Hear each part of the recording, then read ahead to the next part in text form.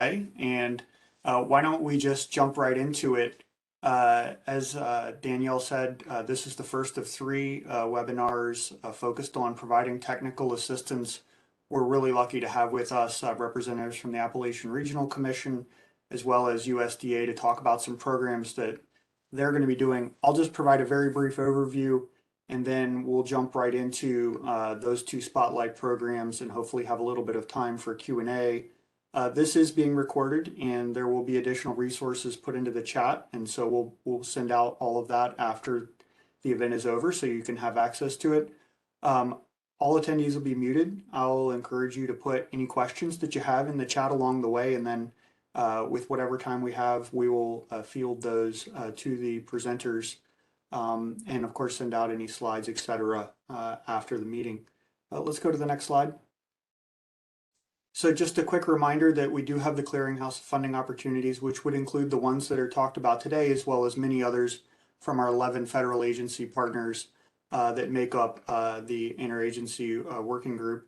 And we have funding opportunities that are competitive in nature, funding opportunities that go through states as intermediaries.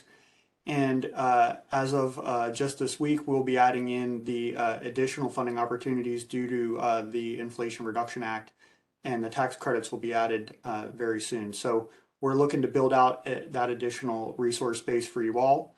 And thank you for taking a look at it at your leisure. So let's go to the next slide. And let's just continue on past this. We'll provide some information out after the event that will provide you a little primer on this. So let's skip over the video and go straight into our spotlighted events. So our first speaker today will be Bettina Jones. She runs the Community Capacity Program, Ready Appalachia, at the Appalachian Regional Commission. We're really lucky to have her with us today and tell us a little bit more about how ARC is leading on the capacity building front across the federal government. So I'd like to turn it over to Bettina at this point, and then we'll come back to Christine Sorensen from USDA to talk a little bit about the Rural Partners Network. Thank you, Briggs. Thank you so much, everybody, for being here. I'm really excited to talk about our new community capacity building program at ARC called Ready Appalachia. If you could go to the next slide, please. Just to provide a brief overview of what I'm going to speak on, I'll give a super quick overview of the Appalachian Regional Commission and Ready Appalachia, the context that led to its development, and our target groups for that program. And then I'll go over the program components and then provide you kind of where we are in the process of how that program is rolling out, because like I mentioned, it's new.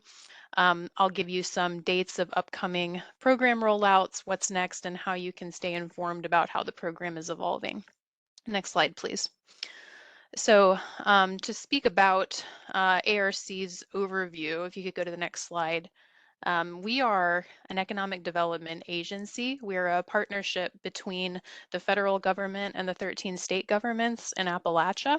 You can see our service region in the map on the right-hand side where we work in each of the Appalachian states. Our mission is to strengthen economic growth and community capacity in Appalachia. Next slide, please. So Ready Appalachia was born out of work that we have done at the Appalachian Regional Commission for years now. We have worked in capacity building, but not at this scale before. And following on from really COVID, we developed something called the Appalachian Nonprofit Resource Center, which was launched in summer of 2020. And it was really intended to help nonprofits respond to the challenges of COVID. It would end up becoming what is now called Ready Nonprofits. I'll explain a little bit more about that in a bit. We also held trainings on the American Rescue Plan Act for local development districts and for local elected officials after that legislation was passed. And it seemed that those organizations and others were demanding more of similar types of capacity building work on a regional scale from us. There was also, of course, the increase in federal funding that has been happening over the last couple of years, and organizations really wanted to respond to that, and we want to support them to do so. There were also long-term capacity issues that we're now able to address. because of the funding programs, and now we're able to respond to those longstanding capacity issues. That's really the context that led to the development of Ready Appalachia. Our target groups for the program across all the different programs that I'll mention in a minute are underserved communities. So it's a wide definition. It can mean a low income, distressed census tract or distressed county, the interagency working group on coal and power plant community priority communities, of course, and historically marginalized populations or organizations that serve historically marginalized populations. We're also focused on low capacity entities and individuals and groups with whom ARC has not previously worked. So all of those we can kind of consider to be underserved communities or individuals, and that's the real focus of READY. Next slide, please. So now to speak about what actually the program is, if we could go to the next slide. So READY is, like I mentioned, a new community capacity building initiative. We serve what we like to call the 4 pillars of economic development in the region. We serve with the program nonprofits, local governments, community foundations, and local development districts or economic development districts. These are really our 4 key partners in our work in the region. And so we really wanted to invest in the capacity of these 4 types of institutions.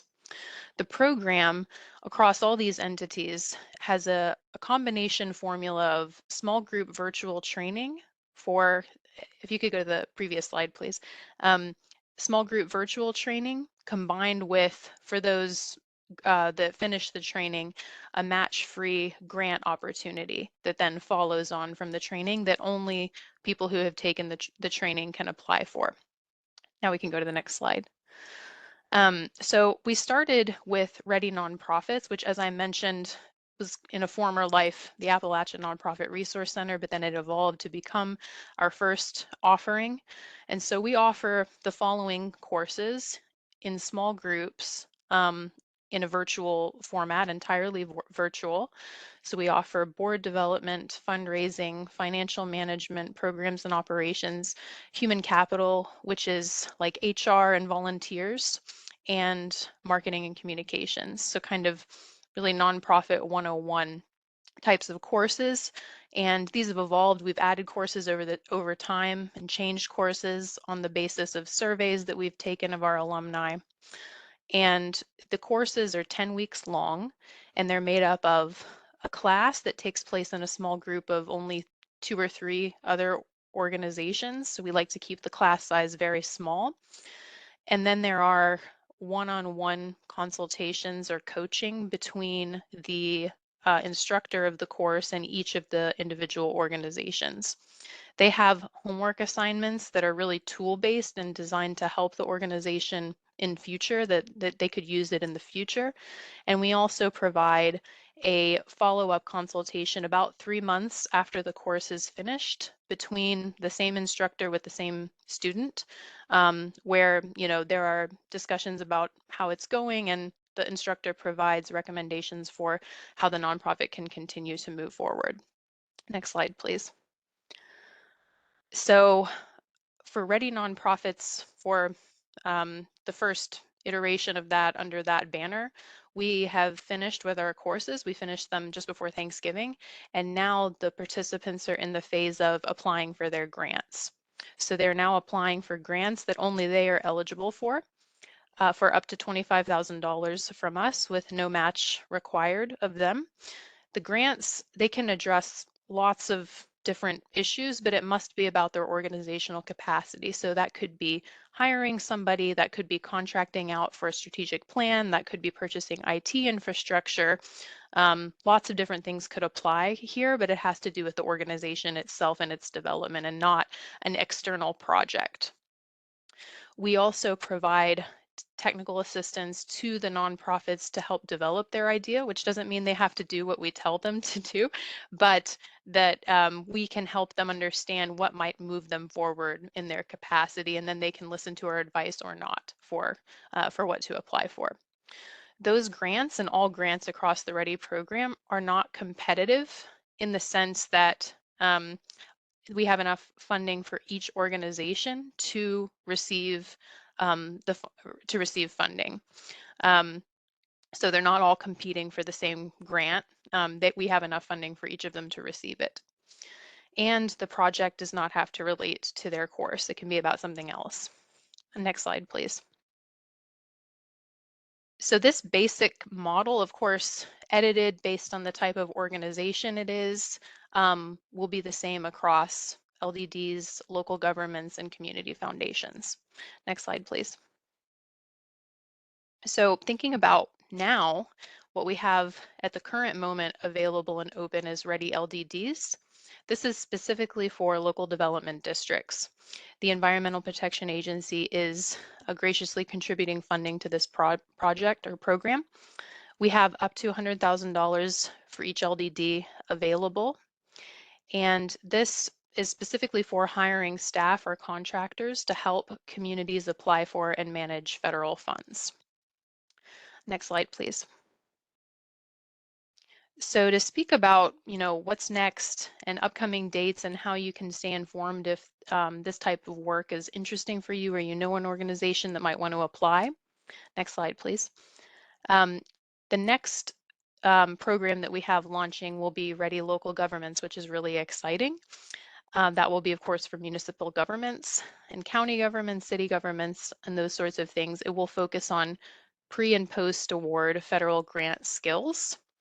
They will be eligible to receive an up to $50,000 capacity building grant, very similar to the nonprofit types of grants. The request for applications will likely come open at late spring, early summer this year. So that's what's upcoming most immediately. Next slide, please. To remain involved and to know what's happening as the different parts of the program launch and continue to grow, you can follow our website, which is part of the ARC website. You can also sign up for the ARC weekly newsletter. Any request for applications or any news will be announced in the weekly newsletter. So I know you can't click on this, but when the slides are sent out, you'll be able to click on these links to sign up for the ARC weekly newsletter where you can get that information. Next slide, please. So just real quick to speak on a couple of other elements in ARC that are new or announcements of our different programs and initiatives that might be interesting for you, just really quickly to speak on these. Our other latest, newest program, Arise, is open for applications. That is our multi-state grant program for large grants across state borders. It just has to take place in at least at least two of our Appalachian states, and can do with any of our 5 investment goals. Then we have Inspire, which is our substance abuse disorder recovery ecosystem grant program. That a new round of that is slated to open in January. And we have Power, which is our coal-impacted communities and their economies program. A new round is anticipated to open in February. We also have, it's not on the slide, but we have the WORK program, which is our workforce development program that we do in collaboration with the Department of Labor. A new round is anticipated to open in February. We also have other capacity building programs open for applications right now. Those are aimed at the individual level. So, high school or youth students and also adults, we have programs for them in just leadership development and STEM, entrepreneurship for high school students, research for college students, and so on. All of those are open right now. If you look on the right of this slide also, we have in-person application workshops that you can register for Arise, Inspire, and Power. So you can see those there. If that's of interest, please check out our website for registration. Next slide, please. So this is me. Feel free to reach out to me. Feel free to give me a call if you have any questions about the Ready program. I'd be happy to answer them. Thank you so much. Hey, thanks, Bettina. And, again, I want to commend ARC for their capacity building program. We issued a request for comments back over the summer. And one thing we heard loud and clear was that even with a whole bunch of resources available through the federal government and perhaps other states, that if the communities don't have the capacity to access that funding, they really can't take advantage of it. And we want to support wherever communities want to go. And so, I really commend ARC for providing that. As we transition, I also want to share one other thing that we heard was that navigating the federal government is just pretty hard, and there are lots of different programs, lots of complexity and all of that. And so next up, we've got USDA's Rural Partners Network, and Christine Sorensen, who's a lead management and program analyst with the Rural Partners Network, has really been there from inception to help design this program, select the communities, and really drive what goes next there. And I want to commend them for really trying to make it just a little bit easier for folks in these communities to find their way around the federal government and get to the resources and people that they need to go wherever they want to go. So, Christine, over to you. Thank you so much, Briggs. And this is just me going on video for just a short bit. I'm coming to you from Nome, Alaska. We are here representing Rural Partners Network and having conversations with Alaska Native organizations and our neighbors with the rural development family. And so I will go off of video, but I really look forward to kind of sharing what the Rural Partners Network is, but most importantly, kind of sharing some of the new things that as we go and expand in additional states. I am Christine. I work for the Rural Partners Network specifically, but with USDA Rural Development, and have been from its inception, really where there was a call to action of how can the federal government do a better job. At that time, the ask was servicing, persistent poverty communities, and how we were able to kind of research and design Rural Partners Network in the next slide is really with an equitable lens, right? And having these conversations with rural communities as to what they need. And so they talk about local job creation. They talk about infrastructure, not just the hard structures to be built, whether that's roads or buildings, but it was really around how can we build leadership and that soft skills and workforce, right? And then also community improvement. The important part is this is all community driven. And so that was really our call to action. And that's what we now call the Rural Partners Network. We had two strategies on this next slide that really came to fruition from this. And how we were able to enable RPN, I may call that for short, was in the announcement of two cohorts. And this was back in April 2022. We announced in the cohort 1 states, you've got them there, in the cohort 2 states in a territory. That's why I'm in Alaska, right? We're just now engaging in Alaska and trying to figure it out, like what this means. Specific for this conversation, you can see where I've put some circles, and that's really where there's been an overlap to the coal impacted and the Department of Energy, coordination throughout Rural Partners Network, and how we've, engaged with Briggs on the Road and the ARC, and really engaging in the Four Corners in the Western and Kentucky, West Virginia, and now Alaska. On this next slide, we were able to announce community networks. So I'll get into that a little bit, and this is going to be just very brief. But the two strategies that we are talking about, and when we did ask the rural communities what they needed, it really was around, of course, the first thing we heard was, hey, we need a loan or grant. But in the end, like Briggs said, they said, okay, we know the funding is there, but can you have any help in the navigation of these resources?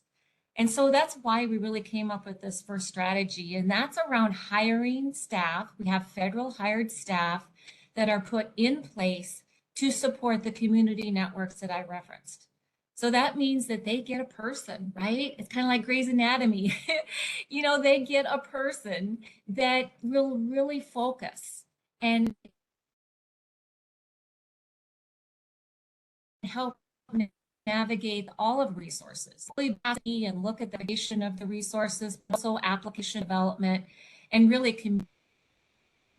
The second strategy is that larger rural commitment that we're calling it. It's kind of that front door to over 20 federal agencies. ARC is one of them as a regional commission, and of course the other agencies to include the Department of Energy, Department of Transportation, Department of Commerce, etc. And so those are our two strategies. Just to say that we have areas within the states that were shown on that first map that are receiving dedicated to support and assistance through the hiring of staff, rural development staff that are put in place to support them. And then secondly, through this larger commitment, you know, where the federal agencies are really trying to figure out what resources, what's a better way to access the resources, and really trying to come up with the tools and the talent to support that. On this next slide, we kind of talk about the different agencies that, as I mentioned, you know, they've been hitting the road with us, but most importantly, they've been figuring out who on their staff can be that designated rural desk officer, right? And so oh gosh, I'm just seeing the chat. Sorry, I shouldn't even look. But I digress. But you know, the rural desk officers have been so important to the building of this interagency partner development, right? You know, where there's someone on staff that's going to say, hey, I'm going to focus our agency, or our team is going to focus the energy and resources of all of our team really towards the community networks, but for all rural communities. And so here's just a quick list. And as they've said, this presentation will be provided after this session. On this next slide, we talk about really where the community liaisons and our local and national regional partners, what they're doing, right? So when I talk about the federal staff that are being hired, they're going to be the advocate for the community. They're going to talk about barriers and equitable access. But it's a little bit better than that. Like, it's great to talk about it, but who's going to be listening? And it's really that communication to the national office in some instances for these agencies. They're going to try to matchmake between the community needs and those resources we just talked about. They're going to provide technical assistance and capacity building support, and I'll talk about that in a little bit. And it's really around convening the partners. And what we like to call it is an equitable table of partners, and I'll get into that. And it was so, Bettina, it was wonderful to see the pillars, as you mentioned, because those are the pillars of really an equitable table, right? Where you've got federal, tribal, you've got the local governments, nonprofits, private stakeholders, community foundations, etc. On this next slide, these are some examples that I talked about where these community liaisons are kind of catalysts. And what I mean by catalysts is that they are really there to kind of be the nudge, to be the convener, to be the navigator. And one thing that we really found, and I wanted to give some examples, was in Kentucky. We've got the Kentucky Highlands Community Network, and they had a community liaison from very beginning. Once that spring flooding happened and it was declared a disaster, she was really able to really pivot and mobilize the local community leaders, the homeowners, businesses, and really kind of connect the agencies, but also really talk about recovery assistance. And it was about connecting the community to the assistance providers, but she's going to be there in the long run, right? She won't leave after the disaster, and she will be that that connective tissue for the work that can happen long term. And specific to that area, it's around housing and getting folks to higher ground in permanent housing.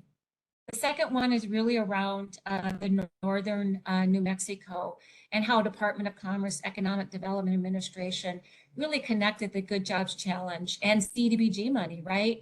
In really the support and technical assistance they need as in a response to disaster, but more importantly to some secondary woody product type of resources that can be developed. This next slide. What do we talk about when we talk about community networks? I think that's going to be a question that you may have, because in this instance, it was really important that, we did answer the call. We are servicing areas of need, but we also talk about areas of opportunity.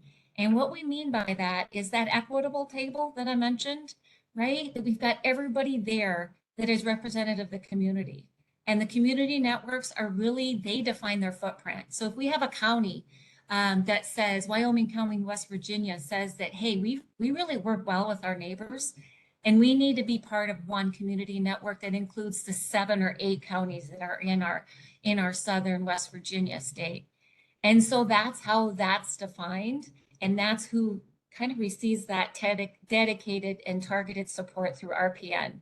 And so this kind of, references that. It talks about leveraging funding for projects and then the prosperity of it all, but really identifying strategies as to kind of that economic and community and development. On this next slide. So some of the top trending areas of interest across the communities, and when I say that across all the community networks, it really has been about employment opportunities, infrastructure development, housing, and specific to healthcare, and really around that social services is really around childcare. And then we have some that are very focused on nutritious food sovereignty. We have 3 tribes in Arizona and 1 in Menominee County, Wisconsin, that we really look forward to as we continue to talk about food sovereignty and local and regional food systems. I see a question, and I think maybe I'll stop there and answer it. Are any community networks also establishing community benefit agreements? In that instance, no. One thing that they are establishing is really kind of a baseline of needs, goals, and strategies, and it's very community driven. So while there might be some community networks that are ready to really talk about some of those, the benefits and benchmarks and metrics, as we said, we're just getting started. And I think that that's actually something that I'd love to talk to you about. So let's connect on an email. You'll get my email here in a second. Thanks, a great question. So these are, as I said, some of the trending areas of interest, and so really it is community driven. But on this next slide, we do talk about kind of what we've done to date, and while the numbers are important. And it's really knows that this is a long-term benefit to these community networks, we were able to focus some of the funding, right, in some of those federal agencies, whether that's through policy and programs. That's really kind of a focus, because this is long-term and systemic change. And so as can happen sometimes when you do receive funding, it can be shorter term, but building a system of support is long-term. And that's around placemaking funding that we did through the Rural Placemaking Innovation Challenge. It's about the federal agencies prioritizing rural. It's about the 110 communities, tribes, and municipals, specific reference to Puerto Rico, that we've engaged, and that there's 13 signature projects identified by the community networks to partner on. And thank you for that, Kathleen. I look forward to that conversation on that framework. So for the signature projects, this was an ask of our Secretary of Ag, Secretary Vilsack, really a focus of the community networks around a signature project. And so that's kind of an important part of this, because where can these federal agencies kind of coordinate and focus their efforts on one project to assist? Now, I have to say, I'm just thinking of Fulton County, Kentucky, we probably have 10 projects that we're assisting with. But the signature project will be something that the Secretary and the Department Domestic Policy Council can have in their back pocket and really include at that higher level strategic planning and conversations that to be had of how these federal agencies can assist. So we just kind of wanted to bring that up, that we know that the work continues and it's really around the systems development, but that it can be around a signature project to show success and empower our rural community neighbors. So on this next slide, I talk a little bit about the ways to connect. I do want to bring up, very specific to this webinar, some of the direct technical assistance opportunities. And what we've seen is the Department of Interior is going to work with our Rural Partner Network, tribal communities, to provide direct technical assistance. The Department of Transportation is developing the Thriving Communities Initiative to provide technical assistance and capacity building resources. And the Build America Bureau, the DOT's project development team, is really looking at direct assistance, helping to find the Department of Transportation credit instruments, other funding in regard to those community networks. Another one exciting that we'd like to talk about that's still in the process, as we know, we're very new in this, and as we start the implementation, is around working with the Partners for Rural Transformation, and that's around technical assistance hubs. And we're just figuring that out, but we were talking about strategically placed throughout the country technical assistance hubs to serve specific community networks, but also rural communities on a whole. So hopefully from this presentation, you've seen that this is really an all federal government approach. While we from USDA Rural Development and Undersecretary's office is kind of leading this, this is the over 20 agencies with ARC and the Department of Energy right there, arm in arm, really trying to coordinate and get it right. Like, how can we create the resources and make them accessible to all rural communities, but also providing that targeted assistance and support and partnership with the community networks that I just talked about. And thank you for the link in the chat. Rural.gov is a really great place for you to go. Just know that that is being phased and improved, and community networks are going to have their own page. But more importantly, those rural resources are going to be searchable. So if you are a rural community member and you define yourself as a nonprofit and you are looking for workforce housing, those would be some keywords that you could search by. And so stay tuned, continue to check back to rural.gov. And then, as I mentioned, the Rural Partners Network at USDA.gov is the email to our team. And specifically, I would be available. So I look forward to any further questions and conversation. Twitter, rural.gov, follow us, connect, and then the newsletter is something that we provide out every 2 months called Rural Connections, and you can click on this slide when you get it, but also off of rural.gov, you'll be able to connect. I just really thank you all for including the Rural Partners Network in this presentation and look forward to more questions. Thank you. Back to you. Well, thanks, Christine. And we do have a couple of minutes if anyone would like to ask a question for either Bettina or Christine. Just go ahead and drop it into the chat.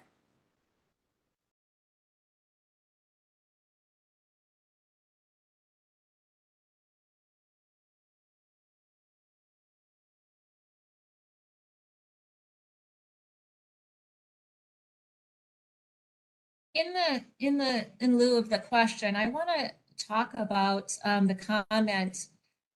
Glenville State, great. I'm so glad you're part of the host, and I kind of want to explain that.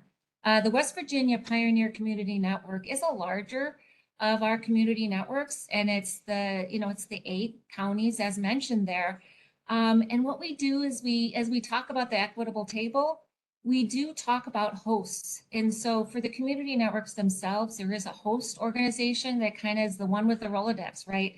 The folks that can become partners or members of the community network, and it's not exclusive. So Briggs, I kind of wanted to bring that up, that hosts are important, the counties are important, the members and partners across the state of West Virginia can all be members of and partners and contributors. And so just let us know how we can make some connections in those states, West Virginia, Kentucky, and really start getting everyone engaged in the conversation, right? So as we build that partnership base, know that that opportunity is there. Hey, that's great. Thanks so much, Christine. Deborah Stein asked a question: what are the biggest mistakes organizations make when trying to get technical help? Why don't we start with Bettina, and then we'll go to you, Christine. Oh, this is a big question. I think that when organizations want to get technical help, often I see at least that they have not narrowed it down to a specific ask. So, we can help with that. We can ask questions to get it narrowed, but I think writing it out or discussing it with, for example, your board or with your city council or with somebody else to get down to a specific problem, that would help. Because if you come kind of to us, which is not to say you can't do this, because we want to help, but like if you come to us with without having done anything with it except, think about it, ruminate on what issue you're facing, it's going to take a little bit of time to untangle that. So I think if people can come with a concrete problem that they've noticed over time, that's very helpful to us. That stands to reason. Christine, anything to add?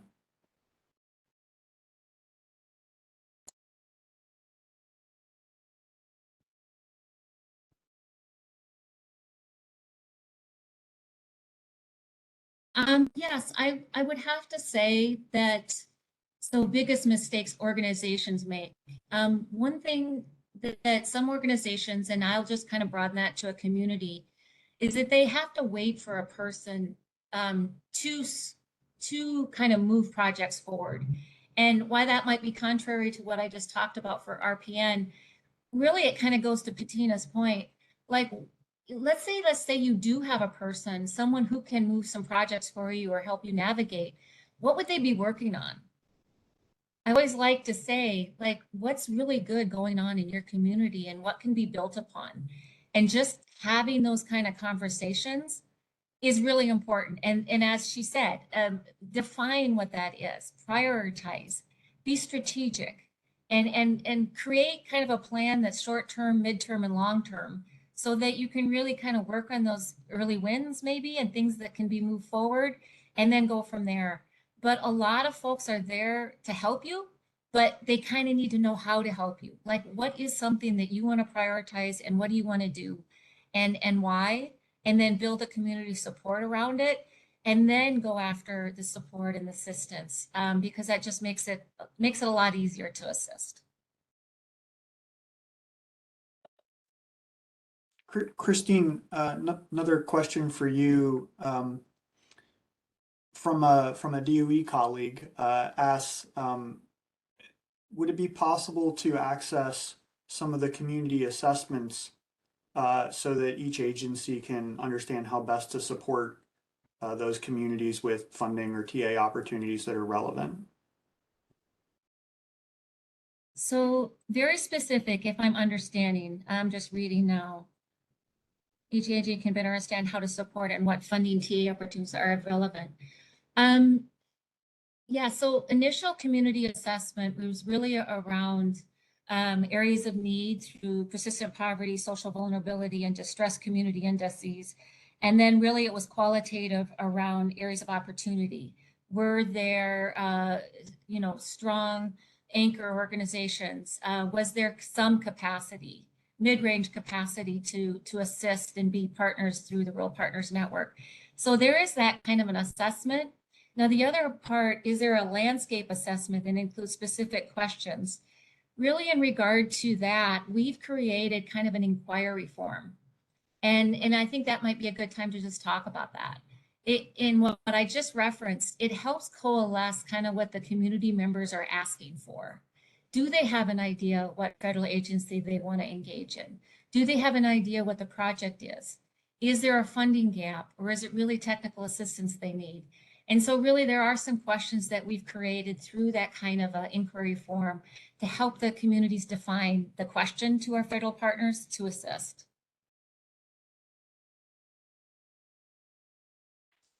That's great, Christine.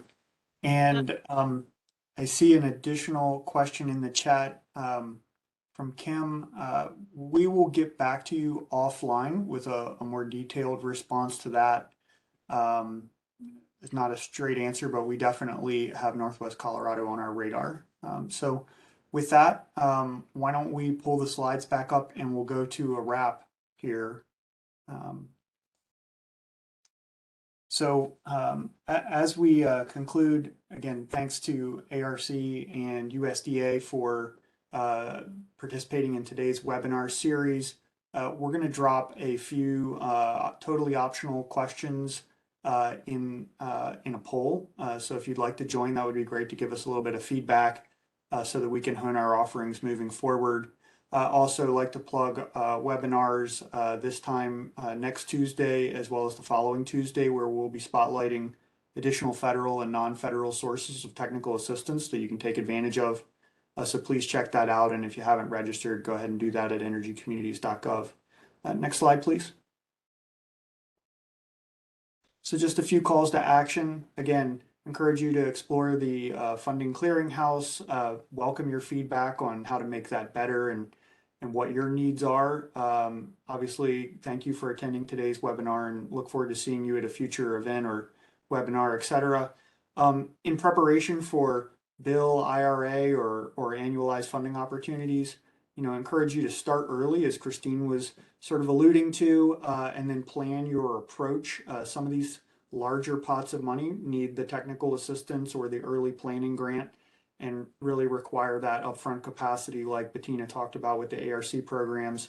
You may need to cultivate coalitions, assemble your resources for grant writing. Frequently those are not allowable on the federal side, but maybe you can work with philanthropy or another entity to help you with the grant writing, and then securing matching funds, which are a real barrier. And of course, we're working with our partners to try to help in any way that we can there. Next slide, please. So I'll just wrap up by saying, please check us out on the web, social media, etc. And if you haven't registered, please go ahead and do that. And we'll look forward to seeing you on the next webinar. So thanks so much for joining us today.